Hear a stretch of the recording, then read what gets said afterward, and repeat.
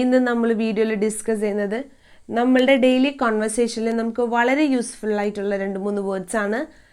May, might have. ഇവ തമ്മിലുള്ള വ്യത്യാസം എന്താണെന്നാണ് നമ്മളെ ഡീറ്റെയിൽ ആയിട്ട് പഠിക്കാൻ പോകുന്നത്. വീഡിയോ നോക്കാം. ഈ സെൻറ്റൻസ് നോക്കിയേ, ഇന്ന് മഴ പെയ്തേക്കാം. ഇത് പറയാത്തതായിട്ട് ആരും കാണില്ല അല്ലേ? ഇന്ന് മഴ പെയ്തേക്കാം. ഇതിനെ നമ്മൾ എങ്ങനെയാണ് ഇംഗ്ലീഷിൽ എഴുതുന്നത്? It may rain today. ഇത് എല്ലാവർക്കും കോമൺ ആയിട്ട് അറിയാവുന്ന ഒരു സെൻറ്റൻസ് ആണ്. It may rain today. നോക്കിയേ, ഇന്ന് മഴ പെയ്തേക്കാം. നമുക്ക് ഉറപ്പില്ലല്ലേ മഴ പെയ്യോ ഇല്ലേ എന്നുള്ളത്. ഒരു സാധ്യത മാത്രമാണ്, ഒരു പോസിബിലിറ്റി. ഷുവർ ആയിട്ടുള്ള ഒരു കാര്യമല്ല. മേയുടെ ഏറ്റവും വലിയൊരു യൂസാണ് പോസിബിലിറ്റി പറയാന്നുള്ളത്, സാധ്യത പറയാന്നുള്ളത്. നമുക്ക് മറ്റ് സെൻറ്റൻസുകൾ നോക്കാം, അപ്പോൾ കൂടുതൽ ഡീറ്റെയിൽ ആയിട്ട് മനസ്സിലാവും. അടുത്ത സെൻറ്റൻസ് നോക്കിയേ, ആ പാഴ്സൽ നാളെ വന്നേക്കാം. ആ പാഴ്സൽ നാളെ വന്നേക്കാം. നമുക്ക് ഉറപ്പില്ലല്ലേ, ചിലപ്പോൾ വരുമായിരിക്കും, ചിലപ്പോൾ വരില്ലായിരിക്കും. അപ്പോൾ നമുക്ക് എഴുതാം ദാറ്റ് പാഴ്സൽ നാളെ വന്നേക്കാം. അപ്പോൾ നമുക്ക് മേ ഉപയോഗിക്കാം. That parcel may arrive tomorrow. May arrive tomorrow. That parcel may arrive tomorrow. ആ പാഴ്സൽ നാളെ വന്നേക്കാം. അടുത്ത സെന്റൻസ് നോക്കിയേ, അവൻ ആ യാത്രയ്ക്ക് ശേഷം ക്ഷീണിതനായിരിക്കാം. അവൻ ആ യാത്രയ്ക്ക് ശേഷം ക്ഷീണിതനായിരിക്കാം. നമുക്ക് ഉറപ്പില്ല, നമ്മൾ ഊഹിച്ച് പറയുകയാണല്ലേ. അവൻ ആ യാത്രയ്ക്ക് ശേഷം ഭയങ്കരമായിട്ട് ടയേർഡ് ആയിരിക്കാം എന്ന് നമ്മൾ ഊഹിച്ച് പറയാണ്. അപ്പം നമുക്ക് എങ്ങനെ എഴുതാം? He may be tired after the journey. He may be tired after the journey. അവൻ ആ യാത്രയ്ക്ക് ശേഷം ക്ഷീണിതനായിരിക്കാം. He may be tired after the journey. ഇനി നോക്കിയേ, നേരത്തെ പറഞ്ഞ എക്സാമ്പിളിലെല്ലാം ഞാൻ മേ എന്ന് മാത്രമാണ് എഴുതിയത്. It may, that parcel may എന്നൊക്കെ. പക്ഷേ ഇവിടെ ഞാൻ മേ ബി എന്നാണ് എഴുതിയത്.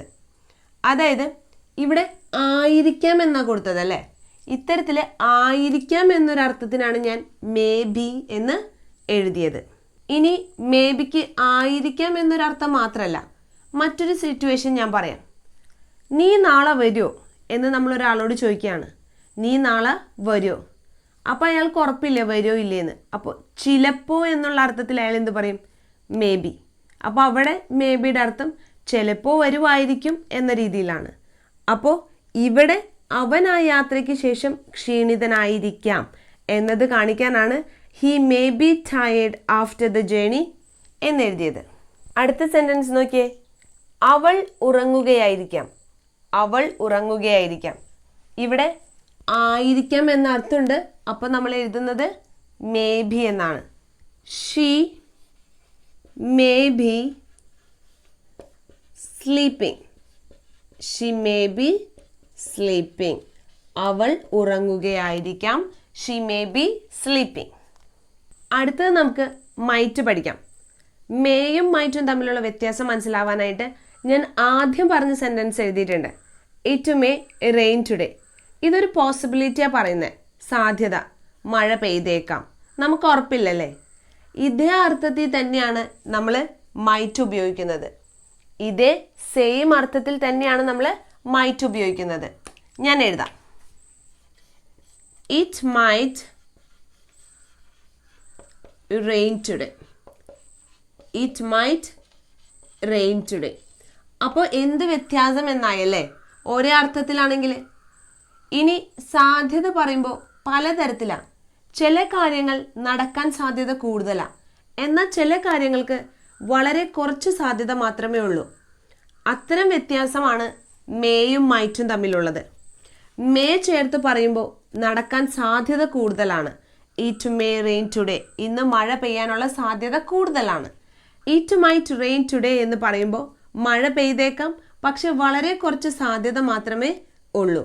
ഈ ഒരു വ്യത്യാസത്തിലാണ് നമ്മൾ മേയും മൈറ്റും പ്രധാനമായും കോൺവെർസേഷനിൽ യൂസ് ചെയ്യുന്നത്. അടുത്ത സെൻറ്റൻസ് നോക്കിയേ, അവൻ പാസ് ആയേക്കാം.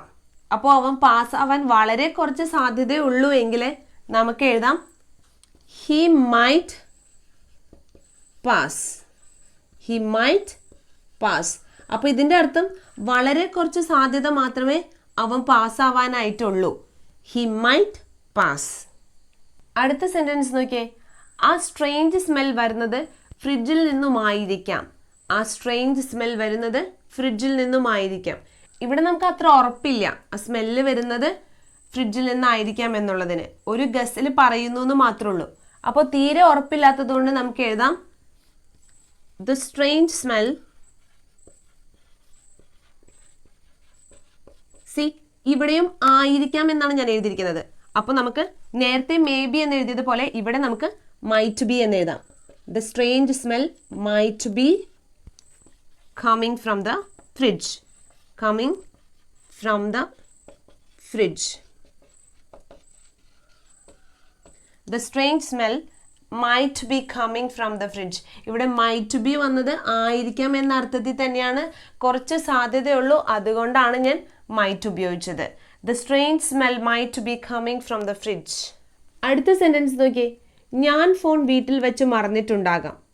ഞാൻ ഫോൺ വീട്ടിൽ വെച്ച് മറന്നിട്ടുണ്ടാകാം. ഇത്തരത്തിൽ മറന്നിട്ടുണ്ടാകാം, വന്നിട്ടുണ്ടാകാം, പോയിട്ടുണ്ടാകാം എന്ന രീതിയിൽ നമ്മൾ ഉപയോഗിക്കുന്നത് might have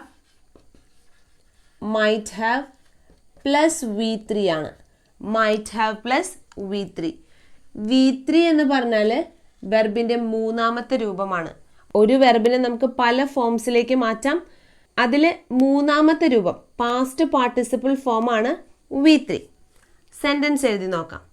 ഞാൻ ഫോൺ വീട്ടിൽ വെച്ച് മറന്നിട്ടുണ്ടാകാം. വളരെ കുറച്ച് സാധ്യതയുള്ളൂ, ഉറപ്പില്ല എനിക്ക് അവിടെ വെച്ചാണോ മറന്നതെന്ന്. അപ്പം നമുക്ക് എഴുതാം ഞാൻ ഫോൺ വീട്ടിൽ വെച്ച് മറന്നിട്ടുണ്ടാകാം. I might have. might haveന് ശേഷം നമ്മൾ V3 ആണ് എഴുതുന്നത്. ഇവിടെ മറക്കുക എന്നതാണ് വെർബ് അല്ലേ, അതിന് നമ്മൾ forget എന്നാണ് പറയുന്നത്. ഇനി ഇതിൻ്റെ V2 എന്ന് പറയുന്നത് forgot എന്നാണ്. അതിൻ്റെ V3 എന്ന് പറയുന്നത് forgotten എന്നാണ്. മറന്നിട്ടുണ്ടാകാം.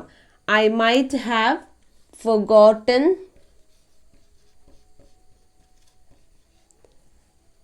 the phone. കറക്റ്റായിട്ട് സ്ഥലം പറയുന്നുണ്ട്, അതുകൊണ്ട് നമുക്ക് at home എന്ന് പറയാം. at home. I might have forgotten the phone at home. അടുത്ത എക്സാമ്പിൾ നോക്കാം. അവർ എന്നെ കണ്ടിട്ടുണ്ടാകാം. അവരെന്നെ കണ്ടിട്ടുണ്ടാകാം. അപ്പോൾ കണ്ടിട്ടുണ്ടാകാം എന്ന അർത്ഥത്തിൽ നമ്മൾ ഉപയോഗിക്കുന്നത് might have plus V3. എങ്ങനെ എഴുതാം? they might have. കാണുക എന്നതിന് to see എന്നാണ് പറയുക. അതിൻ്റെ V2 saw എന്നാണ്, V3 seen എന്നാണ്. they might have seen me. എന്നെ അല്ലേ, അപ്പോൾ me. they might have seen me. അവർ എന്നെ കണ്ടിട്ടുണ്ടാകാം. they might have seen me. അപ്പോൾ സാധ്യത പറയാനായിട്ട് മേ, മൈറ്റ് ഹാവ് എങ്ങനെ ഉപയോഗിക്കാം എന്നാണ് നമ്മളിപ്പോൾ പഠിച്ചത്. അതുപോലെ തന്നെ ഇമ്പോർട്ടൻ്റ് ആയിട്ടുള്ള ഒരു കാര്യമാണ് പെർമിഷൻ ചോദിക്കാം. മേ വെച്ച് എങ്ങനെ പെർമിഷൻ ചോദിക്കാം എന്നത് കൂടി നമുക്കിവിടെ പഠിക്കാം. ഞാൻ സെൻറ്റൻസ് പറയാം. ഞാൻ നിങ്ങളുടെ ലാപ്ടോപ്പ് ഒന്ന് യൂസ് ചെയ്തോട്ടെ. ഞാൻ നിങ്ങളുടെ ലാപ്ടോപ്പ് ഒന്ന് യൂസ് ചെയ്തോട്ടെ. എങ്ങനെ എഴുതാം? May I use your laptop. May I use your laptop. Question ആണല്ലേ, റിക്വസ്റ്റ് പോലെ പെർമിഷൻ ചോദിക്കുകയാണ്. May I use your laptop. അടുത്ത എക്സാമ്പിൾ. ഞാൻ നിങ്ങളുടെ കൂടെ നിന്നൊരു ഫോട്ടോ എടുത്തോട്ടെ. നമ്മൾ സെലിബ്രിറ്റീസിൻ്റെ അടുത്തൊക്കെ അങ്ങനെ ചോദിക്കാമല്ലേ, ഞാൻ നിങ്ങളുടെ കൂടെ നിന്നൊരു ഫോട്ടോ എടുത്തോട്ടെ. വളരെ പൊളൈറ്റായിട്ട് നമ്മൾ റിക്വസ്റ്റ് ചെയ്യും, അല്ലെങ്കിൽ അവരുടെ പെർമിഷൻ ചോദിക്കും. എങ്ങനെ എഴുതും? May I take A photo with you. May I take a photo with you. ഇനി ഞാനൊരു ബ്രേക്ക് എടുത്തോട്ടെ. ഇപ്പം നമ്മളുടെ സൂപ്പർവൈസറിൻ്റെ അടുത്തൊക്കെ നമ്മൾ അങ്ങനെ ചോദിക്കാമല്ലേ. അപ്പോൾ may I take a break may I take a break. ഞാനൊരു ബ്രേക്ക് എടുത്തോട്ടെ. ഇനി ഞാൻ വീട്ടിൽ നിന്നും ജോലി ചെയ്തോട്ടെ. ഞാൻ ഇന്ന് വീട്ടിൽ നിന്നും ജോലി ചെയ്തോട്ടെ. May I work from home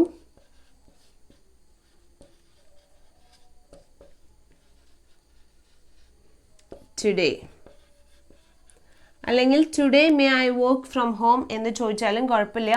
may I work from home today. ഞാൻ ഇന്ന് വീട്ടിൽ നിന്നും ജോലി ചെയ്തോട്ടെ. അപ്പോൾ മേ ഉപയോഗിച്ച് നമ്മൾ വളരെ കോമൺ ആയിട്ട് യൂസ് ചെയ്യുന്ന ഒരു കാര്യമാണ് പെർമിഷൻ ചോദിക്കുക എന്ന് പറയാൻ. വളരെ പൊളൈറ്റായിട്ട് ഫോർമലായിട്ട് ചോദിക്കുന്ന സിറ്റുവേഷനിൽ നമുക്ക് മേ ഉപയോഗിക്കാം അല്ലേ. പിന്നെ നമ്മൾ കോമൺ ആയിട്ട് ചോദിക്കുന്നതാണ് മേ ഐ കം ഇൻ. ഇത് നമുക്ക് വളരെ ഫെമിലിയർ ആയിട്ടുള്ള ഒരു സെൻറ്റൻസ് ആണ്. ഇനി വിഷസ് കൊടുക്കാനായിട്ട് നമ്മൾ മേ യൂസ് ചെയ്യാറുണ്ട്. May god bless you common ആയിട്ടുള്ള സെൻറ്റൻസ് ആണല്ലേ. നോക്കിയേ, may your future be bright. May your future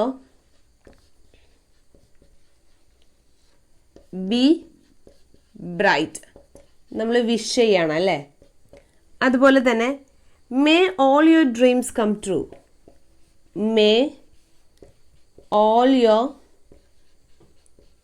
dreams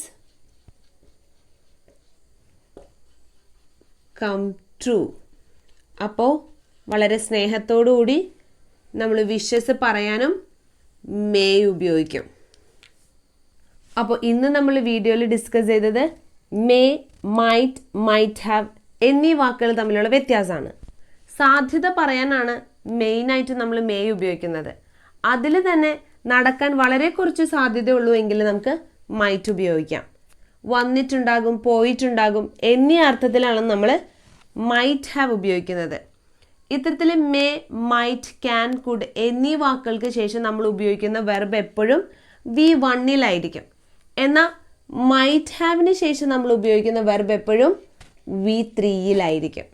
അപ്പോൾ പറഞ്ഞ കാര്യങ്ങൾ ക്ലിയർ ആയെന്ന് വിചാരിക്കുന്നു. Thank you.